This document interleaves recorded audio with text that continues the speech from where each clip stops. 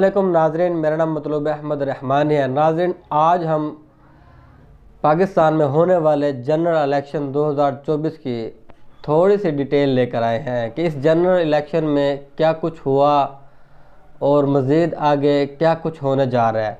पाकिस्तान में जो सियासी अदम इस्तेहकाम की जो ये सूरत हाल है, पाकिस्तान की मईशत डाउन वर्ल्ड है, पाकिस्तान की इकानमी इस वक्त जो है ना मुश्किलात का शिकार है। पाकिस्तान में सियासी इस्तेहकाम जब से पाकिस्तान बना है उस वक़्त से लेकर आज तक पाकिस्तान में सियासी इस्तेहकाम नहीं आया। इसकी क्या वजह है? इसकी वजह पसंद और नापसंद है। पसंद और नापसंद का मतलब, जैसे 1971 के इलेक्शन हुए थे। 1971 के इलेक्शन में 162 सीट्स मुजीबुर रहमान ने जीती थी। 162 सीट्स बांग्लादेश के मुजीबुर रहमान ने जीती थी और 82 सीट्स जुल्फ़िकार अली भुट्टो ने जीती थी। उस वक़्त भी पसंद नापसंद पर मसला अड़ गया था और इस तरह पाकिस्तान दो लख्त हो गया था, पाकिस्तान के दो टुकड़े हो गए थे। तो सेम सूरत हाल मेरे पाकिस्तानियों, सेम सूरत हाल वो अब दोबारा एक बार फिर रिपीट हो रही है। तारीख एक बार फिर अपने आप को रिपीट कर रही है। अवाम किसी और को पसंद करते हैं, जबकि मुख्तदर हलकों के कुछ चंद लोग किसी और को पसंद करते हैं, जिसकी वजह से पाकिस्तान में अदम इस्तेहकाम की कैफियत है। थोड़ा सा डिटेल, थोड़ी सी सूरत हाल मैं आपके सामने रखूँगा। जनरल इलेक्शन 2024 में क्या कुछ हुआ और कैसे हुआ। जनरल इलेक्शन 2024 में सब जमातें, एक जमात नहीं सब जमातें कह रही हैं कि ये इलेक्शन शफाफ नहीं हुए। यह इलेक्शन बिल्कुल भी शफाफ नहीं हुए, धांधली नहीं बल्कि धांधला हुआ है। कैसे हुआ है, कितना हुआ है, कितने मिकदार में हुआ है। नाज़रीन, आज आपने कमिश्नर रावलपिंडी की प्रेस कॉन्फ्रेंस भी सुनी होगी, जिसके बाद मैंने सोचा कि एक वीडियो मैं भी बना दूं। कमिश्नर रावलपिंडी ने क्या कहा है? कमिश्नर रावलपिंडी ने यही कहा है कि मुझ पर दबाव था, मुझे कहा गया था, तो मैंने अपने डिवीजन, रावलपिंडी डिवीजन कोई छोटा डिवीजन नहीं है, इसके अंदर बहुत से इलाके आते हैं। चकवाल हो गया, कम से कम एनए की 13 सीटें हैं। रावलपिंडी डिवीजन में एनए की 13 सीटें हैं। और मैं आपको ये बताता चलूँ, रावलपिंडी डिवीजन का जो रिज़ल्ट आया है, इसमें 11 सीटें एनए की पीएमएलएन पाकिस्तान मुस्लिम लीग नून ने जीती है। एक सीट जीती है वो पाकिस्तान पीपल पार्टी ने, वो उनका जो स्पीकर था राजा परवेज़ अशरफ साहब, एक सीट उसकी, एक सीट आज़ाद उम्मीदवार ने जीती है। वो आज़ाद उम्मीदवार भी जीत कर पीएमएलएन पाकिस्तान मुस्लिम लीग नून में चला गया। तो ये 13 सीटें थी, 13 सीटों का रिजल्ट मैंने आपको बताया है रावलपिंडी डिवीजन का, जिसमें से 11 पाकिस्तान मुस्लिम लीग नून ने जीती है, एक पीपल्स पार्टी ने जीती है और एक आज़ाद, वो भी जीत कर मुस्लिम लीग नून में गया। तो इसी तरह सूबे की सीटें वो भी 15 पीएमएलएन ने जीती हैं। 15 सीटें पीएमएलएन ने जीती हैं। कमिश्नर रावलपिंडी का जो भाई था बिशारत चट्ठा, वो नून लीगी सायरा अफजल की कैंपेन चलाता रहा, नून लीगी सायरा अफजल की कैंपेन चलाता रहा। और नाज़रीन को मैं ये भी बताता चलूँ, जो कमिश्नर रावलपिंडी साहब हैं, ये ब्यूरोक्रेसी में पीएमएलएन के चहेते, यानी कि उनकी फेवर करने वालों में समझे जाते थे। तो आज जो रावलपिंडी के कमिश्नर ने तहलका खेज जो अपना इंकशाफ किया है, तकरीबन उसके बाद अब इस मुल्क में जो ये जनरल इलेक्शन हुए हैं 2024 के, इसकी कोई हैसियत बरकरार ही नहीं रही।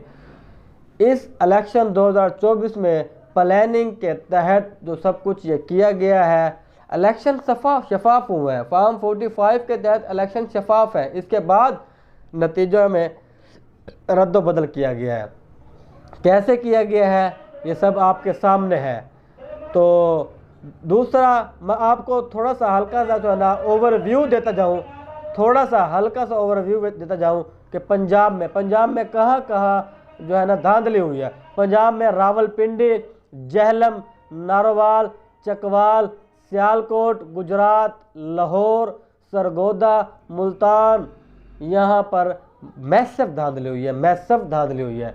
सबसे ज़्यादा धांधली रावलपिंडी में हुई है। और सियालकोट में रिहाना डार का रिजल्ट आपके सामने था। एक वक्त था कि वो 50,000 की लीड से आगे जा रही थी, तकरीबन 95 जो है ना % पोलिंग स्टेशन के रिजल्ट।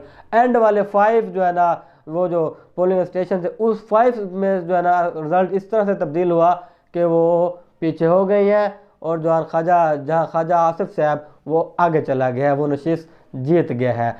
ये और दूसरा लाहौर का जो नतीजा है, मियाँ मोहम्मद नवाज शरीफ साहब जो लाहौर से नशीस जीते हैं, वो भी उसमें भी बड़ी मैसिव धांधली हुई है, बहुत ही मैसिव तरीके से धांधली हुई है। दूसरी राजा बशारत वाला जो ये इलाका है पिंडी का, उसमें भी बड़ी मैसिव धांधली हुई है। इसके अलावा इस्लामाबाद में भी मैसिव धांधली हुई है। 3 सीटें हैं एनए के इस्लामाबाद में, तीनों के तीनों में जो है ना धांधली बड़ी ज़ोर शोर से हुई है। वहाँ पर मुस्तफ़ा नवाज़ खोखर हैं, साबिक उनका जो ताल्लुक़ है पीपल्स पार्टी से, उन्होंने भी कहा है कि मेरे पास फॉर्म 45 मौजूद है, मैं तो इलेक्शन हार गया हूँ, लेकिन जो उसके पास फॉर्म 45 मौजूद है उसके मुताबिक आज़ाद उम्मीदवार जो पीटीआई के हमायत याफ्ता थे उन्होंने इलेक्शन जीता। इसके बाद केपी में मालाकंड डिवीज़न, हज़ारा डिवीज़न, पेशावर और नॉर्थ वज़ीरिस्तान, ईस्ट वज़ीरिस्तान में भी मैसिव धांधली हुई है। इसके अलावा हम आपको ले चलें कराची में जो है ना, कराची का सूरत हाल तो आपके सामने है। कराची में कुल जो है ना 37 सीटें जो है ना धांधली की गई हैं। कराची में कुल टोटल 37 सीटों पर धांधली की गई है। बाकी सीटों पर है लेकिन थोड़े मामूली है, लेकिन ये मैसिव धांधली है, इनका नतीजा चेंज किया गया है। MQM की अगर बनती है तो 1 सीट बमुश्किल बनती है, उसे 17 सीटें दे दी गई हैं। सोचने वाली बात है, हैरानी वाली बात है कि जो जमात बल्दियात में एक कौंसलर न बना सकी, जो बल्दियात के इलेक्शन से ही भाग गई, उसको जनरल इलेक्शन में 17 सीटें दे दी गई हैं। ये बड़ी हैरानी वाली बात है। 1 लाख समथिंग वोट हैं टोटल MQM के कराची में। और इसके अलावा जमात इस्लामी के और पीटीआई के मुकाबला जमात इस्लामी और पीटीआई का था। इलेक्शन के पहले हर आज़ाद सर्वे में 29% पे जमात इस्लामी, 28% पे पीटीआई थी, जबकि ये तो 2% से भी नीचे तक थी और इनको 17 सीटें दे दी गई हैं। 17 सीटों से नवाज दिया गया है। खुद मुस्तफ़ा कमाल खुद कह रहे हैं कि हमें हमारी उम्मीद से ज़्यादा कुछ मिला है। ये कराची का रिज़ल्ट है। मुस्लिम लीग काफ को 2 सीटें दी गई है तोहफे में धांधली से। इसके अलावा इस्तेहकाम पाकिस्तान को 1 सीट दी गई है धांधली से तोहफे में। वो ओन चौधरी वाली जो लाहौर में ओन चौधरी वाली सीट जो दी गई है ना, वो तोहफा है। वो उस मैसिव धांधली करके वो सीट उसके जो है ना जो पीटीआई के खिलाफ उसने जो अपना गवाही दी है इमरान खान के खिलाफ, इसके अलावा जो भी पीटीआई के खिलाफ जो है ना उसने बोला है, उसके जो है ना अजर में उसको 1 सीट उसे दी गई है। तो इसके अलावा इस्तेहकाम पाकिस्तान को भी 1 सीट मिल गई। 58 सीट्स जो है ना धांधली की गई है, 58 सीट्स पे। और इसके अलावा मुस्तफ़ा कमाल, कराची की हम बात करते चलें। कराची में जो MQM को 17 सीटें दी गई हैं, मुस्तफ़ा कमाल फॉर्म 45 के में टोटल हल्के हैं 280, टोटल पोलिंग स्टेशन थे 280। और इसके अलावा 274 के फॉर्म 45 के मुताबिक 274 पोलिंग स्टेशन बूथ, 274 बूथ के फॉर्म 45 के मुताबिक मुस्तफ़ा कमाल ने वोट लिए थे 23,308।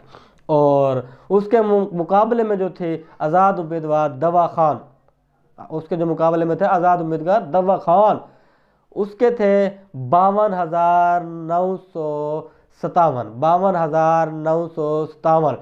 आखिरी 6 पोलिंग स्टेशन का नतीजा आया और इतना जो है ना डबल मार्जिन की जो लीड लेकर जा रहा था, वो आखिरी 6 जो पोलिंग बूथ का नतीजा ऐसा दिया उन्होंने कि वो डबल मार्जिन ख़त्म हो गया और मुस्तफ़ा कमाल लीड ले गया और वो वहाँ से सीट निकाल गया। इसी तरह एक और हल्का आपको बताऊँ मैं, हलीम आदिल शेख वाला NA 238 238। हलीम आदिल शेख 71,000 वोट लेकर आगे जा रहा था। उसके मुकाबले में जो सादिक इफ्तिखार था वो 23,000 वोट लेकर दूसरे नंबर पर था। फिर क्या हुआ कि नतीजा बदला, सादिक इफ्तिखार जो 23,000 वाला था वो सीट निकाल गया और 71,000 वाला सीट हार गया।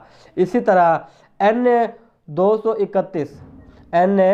231 हकीम बलोच 200 वोटों से जीते हैं, ये 200 वोटों से, और 2500 वोट इस हलके में जैली करार दिए गए हैं, 200 वोटों से जीते हैं।